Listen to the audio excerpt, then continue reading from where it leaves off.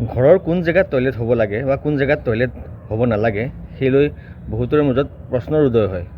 তাকে ক'বলৈ বিচাৰিছোঁ। ঘৰৰ সাউথ আৰু সাউথ ৱেষ্ট ডাইৰেকশ্যনৰ মাজৰ জেগাখিনি অৰ্থাৎ সাউথ সাউথ ৱেষ্ট বুলি কয়, সেইখিনি জেগাত টয়লেট হোৱাটো সকলোতকৈ ভাল, কাৰণ সেইখিনি জেগাত নিগেটিভ এনাৰ্জিবিলাক এবজৰ্ব হয় আৰু টয়লেটত সকলো নিগেটিভ এনাৰ্জি সোমাই থাকে। গতিকে সেইখিনি জেগাত যদি টয়লেট হয় তেতিয়া অতিকে ভাল। তাৰ উপৰিও ছেকেণ্ড অপশ্যন হিচাপে আপোনালোকে ৱেষ্ট অফ নৰ্থ ৱেষ্ট, তাৰমানে ৱেষ্ট ছাইড আৰু নৰ্থ ৱেষ্টৰ মাজৰ জেগাখিনিত টয়লেট ৰাখিব পাৰে।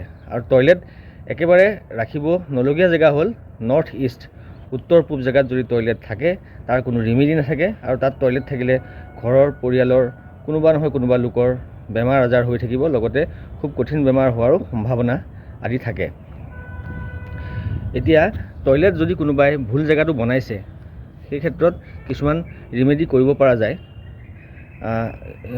টয়লেটত বহা যিটো কমোড আছে, কমোডৰ পেনটোত তল চাইডে ফ্ল'ৰত 4 ইঞ্চিৰ কিছুমান টেপ লগাব পাৰে স্কুৱেৰ চাইজত। সেই টেপ লগালে কিছুমান ৰিমেডি কৰিব পাৰি।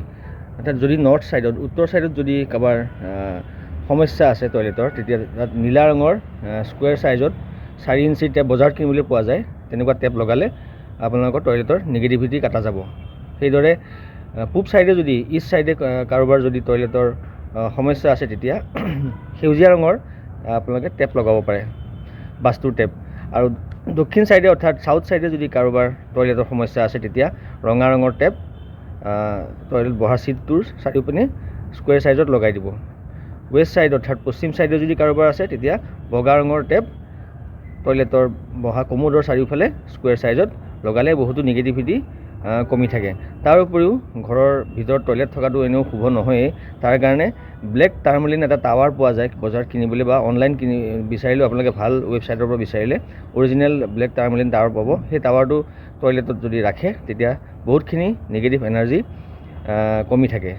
আৰু লগতে ঘৰুৱা হিচাপে কিছুমান কৰিব, এটা কাঁচৰ বাতি এটাত যদি আপোনালোকে ফিটকিৰি, সন্ধক লৱণ আৰু 11টা লং যদি ৰাখি আপোনাৰ টয়লেটত ৰাখে, তেতিয়াও নিগেটিভিটি কাটা যায়।